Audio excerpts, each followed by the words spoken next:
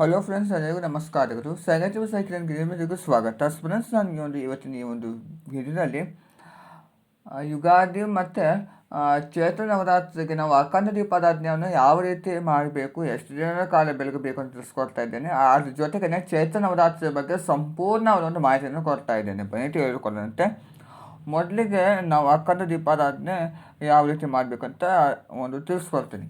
ನಾವು ಅಖಂಡ ದೀಪಾರಾಧನೆಗೆ ನಾವು ದೊಡ್ಡದಾದ ಒಂದು ಮನೆ ದೀಪ, ಇಲ್ಲ ಅಂದರೆ ದೊಡ್ಡದಾದ ಒಂದು ಕಾಮಾಕ್ಷಿ ದೀಪವನ್ನು ಕೂಡ ಬಳಸ್ಬೋದು. ನಾನು ನಿಮಗೆ ಈ ಸಲ ಕಾಮಾಕ್ಷಿ ದೀಪವನ್ನು ಇಟ್ಟು ತಿಳಿಸ್ಕೊಡ್ತಾ ಇದ್ದೇನೆ. ಆದರೆ ಪುಟ್ಟದಾಗಿರುವಂಥ ಕಾಮಾಕ್ಷಿ ದೀಪನೇ ಇಟ್ಟಿದ್ದೇನೆ. ನೀವು ಈ ಚೈತ್ರ ನವರಾತ್ರಿಗೆ ಅಂತಲೇ ಮಾಡ್ತಾ ದೊಡ್ಡದಾದ ಒಂದು ಕಾಮಾಕ್ಷಿ ದೀಪ, ಇಲ್ಲ ಅಂದರೆ ದೊಡ್ಡದಾದ ಒಂದು ಮನೆ ದೀಪವನ್ನು ಬಳಸಬೇಕು.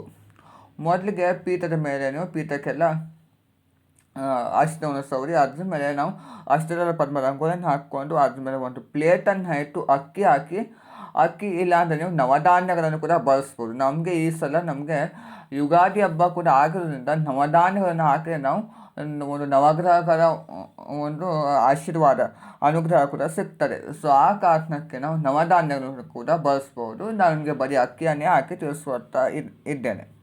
ಅಕ್ಕಿಯನ್ನು ಹಾಕಿ ಅದ್ರ ಮೇಲೆ ಎಲೆಯನ್ನು ಇಟ್ಟು ಶ್ರೀಮಂತ ಅಮ್ಮನವರ ಒಂದು ಬೀಜಾಕ್ಷರ ಮಂತ್ರವನ್ನು ಬರೆದು ಅಕ್ಷರನ ಹಾಕಿ ಡೈರೆಕ್ಟಾಗಿ ದೀಪವನ್ನು ಇರಬಹುದು. ಒಂದು ವೇಳೆ ಈ ಯುಗಾದಿ ಹಬ್ಬಕ್ಕೆ ಮಾಡುವುದಾದರೆ, ನೀವು ಚೈತ್ರ ನವರಾತ್ರಿಗೆ ಅಂತ ನೀವು ಮಾಡುವುದಾದರೆ ಮಾತ್ರ ಒಂದು ಪ್ಲೇಟನ್ನು ಇಟ್ಟು ಅದ್ರ ಮೇಲೆ ದೀಪವನ್ನು ಇಡಿ. ಯಾಕೆಂದರೆ ಅದು ನಾವು 9-10 ದಿವಸಗಳ ಕಾಲ ನಾವು ದೀಪಾವಳಿ ಮಾಡ್ತಾ ಇರ್ತೀವಿ. ಸೊ ಆ ಕಾರಣಕ್ಕೆ ಅದು ಎಣ್ಣೆ ಸೋರಿದ್ರು ಕೂಡ ಅದು ಅಕ್ಕಿ ಹಾಳಾಗಬಾರ್ದು, ತಟ್ಟೆಯಲ್ಲೇ ಸೋರಬೇಕು ಅಂತ ಒಂದು ಉದ್ದೇಶದ ಕಾರಣದಿಂದ ನಾವು ಆ ಒಂದು ತಟ್ಟೆಯನ್ನು ಪ್ಲೇಟನ್ನು ಇಟ್ಟು ಅದ್ರ ಮೇಲೆ ದೀಪವನ್ನು ಇಟ್ಟು ನಾವು ಆರಾಧನೆ ಮಾಡುವಂಥದ್ದು ತುಂಬಾ ಉತ್ತಮ.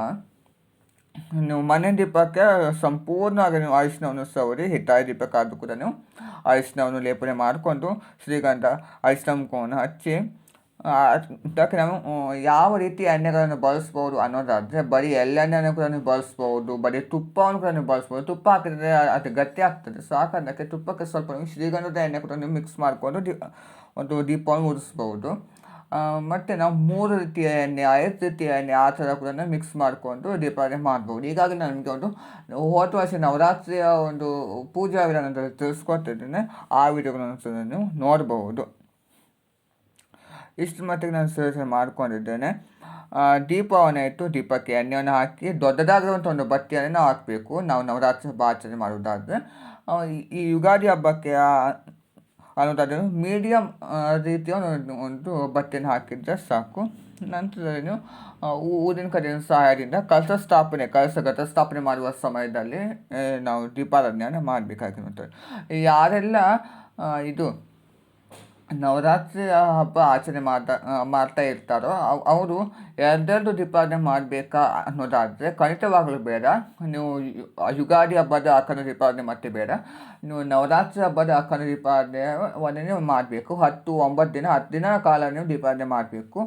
ಈ ಗುರುವಾರದಿಂದ ನಾವು ಪ್ರಾರಂಭ ಮಾಡಿದ್ದು ಮುಂದಿನ ಶನಿವಾರ ತನಕ ಅದು ಇದ್ದರೆ ನೀವು ಆರದೇ ಇರುವ ಹಾಗೆ ನೋಡ್ಕೋಬೇಕು. ಯಾರೆಲ್ಲ ಯುಗಾದಿ ಹಬ್ಬಕ್ಕೆ ಅಂತ ನೀವು ದೀಪಾವಳಿ ಮಾಡಿರ್ತೀರೋ, ಚಂದ್ರ ದರ್ಶನ ಆಗುವ ತನಕ ಆ ದೀಪ ಆರಬಾರ್ದು.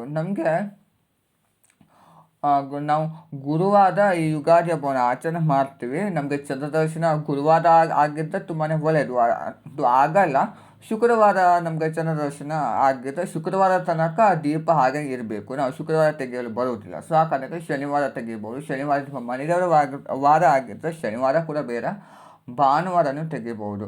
ಒಟ್ಟಾರೆ ನಿಮಗೆ ಚಂದ್ರದರ್ಶನ ಯಾವಾಗ ಆಗ್ತದೋ ಆ ದಿನದವರೆಗೆ ಆ ದೀಪಾರಾಧನೆ ಮಾಡುವಂಥದ್ದು ಒಳ್ಳೆಯದು. ಈ ಥರ ನೀವು ದೀಪಾರಾಧನೆಯ ಬಗ್ಗೆ ತಿಳಿದುಕೊಳ್ಳಬೇಕಾಗಿರುವಂಥದ್ದು. ಎಣ್ಣೆಯ ಬಗ್ಗೆ ಕೂಡ ತಿಳಿಸ್ಕೊಡ್ತಿದ್ದೀನಿ. ಈಗ ನವರಾತ್ರಿ ಹಬ್ಬದ ಬಗ್ಗೆ ತಿಳಿದುಕೊಳ್ಳೋಣಂತೆ. ನಮಗೆ ವರ್ಷದಲ್ಲಿ 4 ನವರಾತ್ರಿಗಳು ಕೂಡ ನಮಗೆ ಬರುವಂಥದ್ದು. 2 ಪ್ರಮುಖವಾಗಿ ನಾವು ನವರಾತ್ರಿ ಹಬ್ಬನ ಆಚರಣೆ ಮಾಡ್ತೇವೆ. ಹಾಗೆ ಇನ್ನೊಂದು ಗುಪ್ತ ನವರಾತ್ರಿ ಅಂತ ಆಚರಣೆ ಮಾಡ್ತೇವೆ. ವರ್ಷದ ಮೊದಲನೇ ನವರಾತ್ರಿ ನಮಗೆ ಯುಗಾದಿ ಹಬ್ಬದಿಂದ ಪ್ರಾರಂಭವಾಗ್ತದೆ, ಚೈತ್ರ ನವರಾತ್ರಿ ಅಂತ ಕರೆಯುತ್ತೇವೆ. ನಂತರ ನಮಗೆ ಒಂದು ಗುಪ್ತ ನವರಾತ್ರಿ ಬರ್ತದೆ, ಅದು ಆಷಾಢ ಮಾಸದಲ್ಲಿ ಆಗಿರುವಂಥದ್ದು. ಹಾಗೆ ಮತ್ತೊಂದು ವಿಶೇಷ ನವರಾತ್ರಿ ಅಂತ, ಅದು ನಾವು ಅಕ್ಟೋಬರ್ ತಿಂಗಳಿನಲ್ಲಿ ಶಾರದೀಯ ನವರಾತ್ರಿ ಅಂತ ಒಂದು ಹೆಸರಿನಲ್ಲಿ ಒಂದು ಆಚರಣೆ ಮಾಡ್ತೇವೆ. ಹಾಗೆ ಮತ್ತೊಂದು ಗುಪ್ತ ನವರಾತ್ರಿ, ಅದು ನಮಗೆ ಮಾಘ ಮಾಸದಲ್ಲಿ ಬರುವಂಥದ್ದು. ಈ ಥರ ನಾವು ವರ್ಷದಲ್ಲಿ 4 ನವರಾತ್ರಿ ಪ್ರಮುಖ ನವರಾತ್ರಿನ ಆಚರಣೆ ಮಾಡ್ತೇವೆ. ಈಗ ನಿಮಗೆ ಕೂಡ ಗೊತ್ತಿರಬಹುದು. ಅದರಲ್ಲಿ ಚೈತ್ರ ನವರಾತ್ರಿ ನಮಗೆ ವರ್ಷದ ಮೊದಲನೇ ಒಂದು ನವರಾತ್ರಿ ಆಗಿದ್ದು ತುಂಬಾ ವಿಶೇಷವಾಗಿ ನಾವು ಆಚರಣೆ ಮಾಡಬೇಕಾಗಿರುವಂಥದ್ದು. ಯಾರೆಲ್ಲ ಇದು ಶಾರದೀಯ ನವರಾತ್ರಿ ಆಚರಣೆ ಮಾಡಿಲ್ವೋ ಎಲ್ಲರೂ ಕೂಡ ಆಚರಣೆ ಮಾಡಿ ನಮಗೆ ವಿಶೇಷವಾದ ಒಂದು ಅಮ್ಮನವರ ಅನುಗ್ರಹ ಕೂಡ ಸಿಗ್ತಾ ಹೋಗ್ತದೆ. ನಾವು 19ನೇ ತಾರೀಕಿನಿಂದ ಪ್ರಾರಂಭ ಮಾಡ್ತೇವೆ. ನಂತರದಲ್ಲಿ 27ನೇ ತಾರೀಕಿಗೆ ನಮಗೆ ಕೊನೆಯ ದಿವಸ ಅಂದರೆ 9ನೇ ದಿವಸ ಆಗಿರುವಂಥದ್ದು. ಈ ಸಲ ಅಮ್ಮನವರು ಯಾವ ವಾಹನದ ಮೇಲೆ ಆಗಮಿಸಲಿದ್ದಾರೆ ಅನ್ನೋದಾದರೆ ಪಲ್ಲಕ್ಕಿಯ ವಾಹನ. ಅಮ್ಮನವರ ವಾಹನ ಈ ಸಲ ಪಲ್ಲಕ್ಕಿ ಆಗಿರುವಂಥದ್ದು. ತುಂಬಾ ಒಂದು ವಿಶೇಷವಾಗಿಯೇ ಅಮ್ಮನವರು ನಮಗೆ ವರವನ್ನು ಸಹ ಕೊಡ್ತಾರೆ. ಮತ್ತು ನಿರ್ಗಮಿಸುವ ವಾಹನ ಅನ್ನೋದಾದರೆ ಆನೆ ವಾಹನ. ಆನೆ ಯಾವುದು ಸಂಕೇತ ಅನ್ನೋದಾದರೆ ಮಳೆ ಕೃಷಿ ನಮಗೆ ಚೆನ್ನಾಗೇ ಆಗ್ತದೆ ಅಂತ ಒಂದು ಸಂಕೇತ ಆಗಿರುವಂಥದ್ದು. ಈ ರೀತಿ ಈ ವರ್ಷದ ಚೈತ್ರ ನವರಾತ್ರಿ ಅಮ್ಮನವರ ವಾಹನ ಆಗಿರುವಂಥದ್ದು. ಮತ್ತು ಯಾವ ದಿವಸ ಯಾವ ಅಮ್ಮನವರನ್ನು ನಾವು ಪೂಜೆ ಮಾಡಬೇಕು ಅನ್ನೋದಾದರೆ ನಾವು ವಿಶೇಷವಾಗಿ ಈ 2 ನವರಾತ್ರಿ ನಾವು ನವದುರ್ಗೆ ಅವರನ್ನು ನಾವು ಪೂಜೆ ಮಾಡ್ತೇವೆ. ನಾವು 19ನೇ ತಾರೀಕು ಕಳಸಘಟ್ಟ ಸ್ಥಾಪನೆ ಹಾಗೆ ಅಖಂಡ ದೀಪಾರಾಧನೆ ಮಾಡುವ ಜೊತೆಗೆ ನಾವು ಶೈಲಪುತ್ರಿ ಅಮ್ಮನವರನ್ನು ಪೂಜೆ ಮಾಡ್ತೇವೆ. 19ನೇ ತಾರೀಕು ಗುರುವಾರ ಆಗಿರುವಂಥದ್ದು. 20ನೇ ತಾರೀಕು ಶುಕ್ರವಾರ ಬ್ರಹ್ಮಚಾರಿಣಿ ಅಮ್ಮನವರನ್ನು ಪೂಜೆ ಮಾಡ್ತೇವೆ. 21ನೇ ತಾರೀಕು ಶನಿವಾರ ಚಂದ್ರಗಂಟೆ ಅಮ್ಮನವರನ್ನು ಪೂಜೆ ಮಾಡ್ತೇವೆ. 22ನೇ ತಾರೀಕು ಭಾನುವಾರ ಕೂಷ್ಮಾಂಡಿನಿ ಅಮ್ಮನವರನ್ನು ಪೂಜೆ ಮಾಡ್ತೇವೆ. 23ನೇ ತಾರೀಕು ಅದು ನಮಗೆ 5ನೇ ದಿವಸ ಆಗಿರುವಂಥದ್ದು ಸ್ಕಂದಮಾತಾ ಅಮ್ಮನವರನ್ನು ಪೂಜೆ ಮಾಡ್ತೇವೆ. 24ನೇ ತಾರೀಕು 6ನೇ ದಿವಸ ಕಾತ್ಯಾಯಿನಿ ಅಮ್ಮನವರನ್ನು ಪೂಜೆ ಮಾಡ್ತೇವೆ. 25ನೇ ತಾರೀಕು ಕಾಳರಾತ್ರಿ ಅಮ್ಮನವರನ್ನು ಪೂಜೆ ಮಾಡ್ತೇವೆ. 26ನೇ ತಾರೀಕು ಮಹಾಗೌರಿ ಅಮ್ಮನವರನ್ನು ಪೂಜೆ ಮಾಡ್ತೇವೆ. 27ನೇ ತಾರೀಕು ನಮಗೆ ಶುಕ್ರವಾರ ಬರ್ತದೆ. ಕೊನೆಯ ದಿವಸ 9ನೇ ದಿವಸ ನಾವು ಸಿದ್ಧಿದಾತ್ರಿ ಅಮ್ಮನವರನ್ನು ಅಂದರೆ ನವದುರ್ಗೆಯವರನ್ನು ಕೂಡ ಪೂಜೆ ಮಾಡ್ತೇವೆ. ಈ ಥರ 9 ದಿವಸ 9 ಅಮ್ಮನವರ ಒಂದು ಸ್ವರೂಪವನ್ನು ನಾವು ಪೂಜೆ ಮಾಡ್ತೇವೆ. ಕೆಲವರು ಸಪ್ತಮಾತೃಕೆಯವರನ್ನು ಕೂಡ ಪೂಜೆ ಮಾಡ್ತಾರೆ. ಆದರೆ ನಾವು ಈ ನವರಾತ್ರಿಯಲ್ಲಿ ನಾವು ನವದುರ್ಗೆಯನ್ನು ಪೂಜೆ ಮಾಡಿಕೊಂಡು ಮಿಕ್ಕಿದ ಒಂದು ಗುಪ್ತ ನವರಾತ್ರಿ ದಶಮಹಾವಿದ್ಯೆಗಳನ್ನು ಆರಾಧಿಸ್ತೇವೆ. ಹಾಗೆ ಕೊನೆಯ ದಿವಸ ನಾವು ಹಬ್ಬದವರಿಗಳನ್ನು ಮಾಡಿಕೊಂಡು ನಾವು ಪೂಜೆ ಮಾಡ್ತೇವೆ. ಹಾಗೆಯೇ ನವರಾತ್ರಿಯ ಕೊನೆಯ ದಿವಸ ನಾವು ರಾಮನವಮಿಯ ಹಬ್ಬವನ್ನು ಕೂಡ ನಾವು ಆಚರಣೆ ಮಾಡ್ತೇವೆ. ಸೊ ಆ ಕಾರಣಕ್ಕೆ ನಾವು ಚೈತ್ರ ನವರಾತ್ರಿಗೆ ರಾಮನವರಾತ್ರಿ ಅಂತ ಕೂಡ ನಾವು ಕರೆಯುವಂಥದ್ದು. ಸೊ ಇಷ್ಟರ ಮಟ್ಟಿಗೆ ನಾವು ನವರಾತ್ರಿ ಹಬ್ಬವನ್ನು ಆಚರಣೆ ಮಾಡ್ತೇವೆ. ಹೇಗೆ ನಾವು ಅಕ್ಟೋಬರ್ ತಿಂಗಳಲ್ಲಿ ಶಾರದೀಯ ನವರಾತ್ರಿನ ಆಚರಣೆ ಮಾಡ್ತೀವೋ ಅದೇ ರೀತಿಯೇ ನಾವು ಈ ನವರಾತ್ರಿನ ಆಚರಣೆ ಮಾಡುವಂಥದ್ದು. ಬನ್ನಿ ಮರದ ಪೂಜೆ, ಸಂಧಿ ಪೂಜೆ, ಹಾಗೆ ಎಲ್ಲ ಪುಸ್ತಕಗಳನ್ನು ಓದುವಂಥದ್ದು, ಅದೇ ರೀತಿಯಲ್ಲಿ ನಾವು ಮಾಡುವಂಥದ್ದು. ತುಂಬಾ ವಿಶೇಷವಾದ ಒಂದು ಮಹತ್ವದ ರೀತಿಯಲ್ಲಿ ನಾವು ಇದನ್ನು ಆಚರಣೆ ಮಾಡ್ತೇವೆ.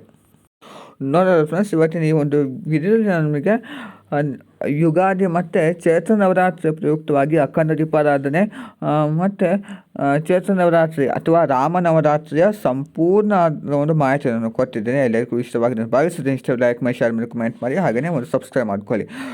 ಅಖಂಡ ದೀಪಾರಾಧನೆ ನಾವು ಚೈತ್ರ ನವರಾತ್ರಿಗೆ ಮಾಡುವುದಾದರೆ ಕಲಶ ಸ್ಥಾಪನೆ ಸಮಯದಲ್ಲಿ ನೀವು ಹಚ್ಚಬೇಕು. 9 ದಿನ ಹಾಗೆಯೇ ಇದ್ದು 10ನೇ ದಿವಸ ನಾವು ಪೂಜೆಯನ್ನು ಮಾಡಿಕೊಂಡು 11ನೇ ದಿವಸ ಅಂದರೆ ಭಾನುವಾರ ನಾವು ವಿಸರ್ಜನೆ ಮಾಡುವಂಥದ್ದು.